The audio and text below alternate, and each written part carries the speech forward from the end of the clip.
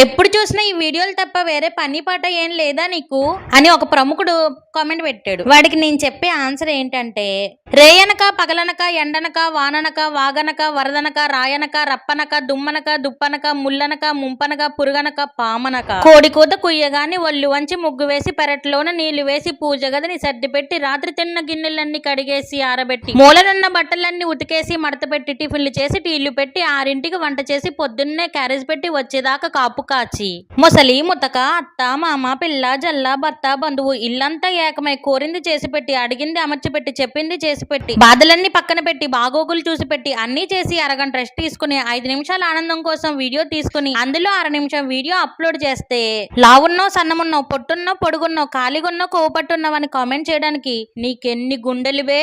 అమ్మైసా dialogue ఎలా ఉందో comment చేయండి. సరే గాని సబ్స్క్రైబ్ చేసుకోవడం మర్చిపోకండి. ఉంటాను.